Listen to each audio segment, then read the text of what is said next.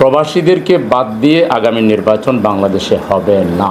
সিলেট ৬ বিয়ানীবাজার গোলাপগঞ্জ আসনের সংসদ সদস্য পদপ্রার্থী জামায়াতের কেন্দ্রীয় নেতা মোহাম্মদ সেলিম উদ্দিনের সাথে সৌজন্য সাক্ষাৎ করেছেন ইউকে প্রবাসীরা। রবিবার বিকালে সৌজন্য সাক্ষাতে তারা তার সাথে বিভিন্ন বিষয়াদি নিয়ে কথা বলেন। প্রবাসী অধ্যুষিত বিয়ানীবাজার গোলাপগঞ্জ নিয়ে গঠিত সিলেট ৬ আসনে এবার প্রার্থী হচ্ছেন জামায়াতে ইসলামীর ঢাকা মহানগরী উত্তরের আমির ছাত্র শিবিরের সাবেক কেন্দ্রীয় সভাপতি মোহাম্মদ সেলিম উদ্দিন। দেশে থাকা যুক্তরাজ্য প্রবাসী কয়েকজন কমিউনিটি ব্যক্তিত্বের সাথে সৌজন্য সাক্ষাৎ করেছেন তিনি। রবিবার বিকালে স্থানীয় দাসুরা এলাকায় যুক্তরাজ্য প্রবাসী কমিউনিটি নেতা এমদাদুল হক নেওয়াজের বাড়িতে সৌজন্য সাক্ষাৎ করেন যুক্তরাজ্য প্রবাসীরা।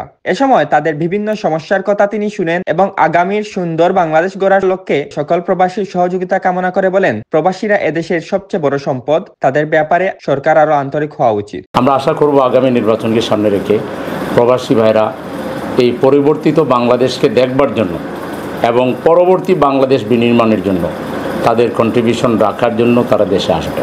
যে প্রবাসী প্রায় ১.৫ কোটি ভোটার, এর মধ্যে কিছু ভোটার আছে, ভোট পড়ছে, তাদের অন্তত ১ কোটি ভোটার আছেন যাদের ভোট পড়ে নাই বা ভোট দেওয়ার সুযোগ নাই।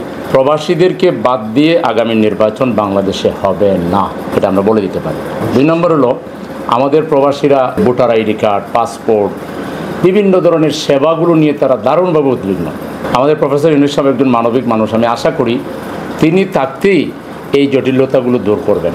আর তিনি যদি না পারেন, আমরা ইনশাল্লাহ যদি বিয়ানীবাজার গোলাপগঞ্জ থেকে নির্বাচিত হই, এই কাজটি অগ্রাধিকার তালিকার মধ্যে থাকবে। এই এয়ারপোর্টে বিয়ানীবাজার গোলাপগঞ্জ এই 2টা প্রবাসী অধ্যুষিত এলাকা, এই 2 এলাকার জনগণের উপরে কোনো ধরনের কোনো অত্যাচারমূলক, কোনো শোষণমূলক, কোনো নির্যাতনমূলক, নিবর্তনমূলক কোনো কাজ আমরা এটা কোনোভাবে মেনে নেব না। এরা এত কষ্ট করে রেমিটেন্স পাঠায়, এই রেমিটেন্স দিয়ে সারা বাংলাদেশ চলে। আমাদের এখানে গ্যাস উত্তোলন হয়, আমরা ব্যবহার না করে সারা বাংলাদেশের ব্যবহার করে, কলকারখানা চলে। আর এই এলাকার জনগণের সাথে যা আচরণ করবেন, এর পরিণতি কিন্তু মোটেই ভালো হবে না। গোলাপগঞ্জ বিয়ানীবাজারের নাগরিকদেরকে আলাদা সম্মানজনক অ্যারেঞ্জমেন্ট করতে হবে ইমিগ্রেশনে। ওরা যাবে, পাসপোর্ট দিবে, সাথে সাথে সিলমারি দিতে হবে। কোনো ধরনের হয়রানি এবং কোনো ধরনের কষ্ট দেওয়ার কাজ বন্ধ করতে হবে। আমি প্রবাসী ভাই বোনদেরকে বলবো যে আমরা আপনাদেরকে ভালোবাসি, আর আপনারাও আমাদেরকে ভালোবাসেন। আমাদের এই অঞ্চল বঞ্চিত। 54 বছরে বিয়ানীবাজার যে অবস্থায় আছে গোলাপগঞ্জে, এটা কোনো সভ্য সমাজের মধ্যে পড়ে না। সভ্য সমাজ এভাবে হইতে পারে না। আমি 50টা এতিম মেয়ের বিয়ের দায়িত্ব নিয়েছি। মেয়ে সংগ্রহ করে দিতে পারলে মেয়ে এবং ছেলের সমস্ত খরচ আমরা বহন করব। ইনশাল্লাহ যদি আমাকে আপনারা দলমতের ঊর্ধ্বে উঠে একচেটিয়াভাবে সমর্থন করেন, বিয়ানীবাজারকে আমি অনন্য এক উঁচু মাত্রায়, অনন্য এক বিয়ানীবাজার, অনন্য এক গোলাপগঞ্জে পরিণত করব। হাসপাতাল হবে 100 শয্যা বিশিষ্ট, 200 শয্যা বিশিষ্ট, মেডিকেল কলেজ হবে, ইউনিভার্সিটি হবে। আপনারা যদি আমাকে সহযোগিতা করেন দলমতের ঊর্ধ্বে উঠে, তাহলে আমি বিয়ানীবাজার গোলাপগঞ্জের জন্য কাজ করতে চাই। প্রবাসীরা সবসময় দেশের সৎ ও পরিচ্ছন্ন রাজনীতিবিদকে জনপ্রতিনিধি হিসেবে চান জানিয়ে সেলিম উদ্দিনের ভূয়সী প্রশংসা করেন এবং তাকে নির্বাচিত করতে সকল প্রবাসীদের সহযোগিতা কামনা করেন।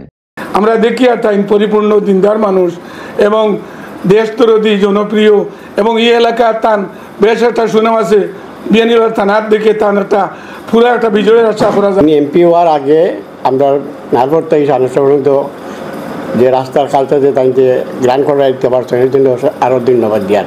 তার স্থানও যদি নিতাম পারি, এমপি বানাইতাম পারি, আমরা অনেক কিছু পাওয়ার আশা করি। যে বা যার যতটুকু আপনার আর সামর্থ্য আছে, যত নেটওয়ার্ক আছে, এই নেটওয়ার্কটা ইউজ করিয়া আপনারা এটা দিনই বাইরে আমরা সাহায্য করি। এ সময় অন্যান্যদের মধ্যে উপস্থিত ছিলেন বিয়ানীবাজার উপজেলা জামায়াতের আমির মাওলানা ফয়জুল ইসলাম, নায়েবে আমির মাওলানা মুস্তফা উদ্দিন, সহকারী সেক্রেটারি মোহাম্মদ রুকন উদ্দিন সহ এলাকার গণ্যমান্য ব্যক্তিবর্গ।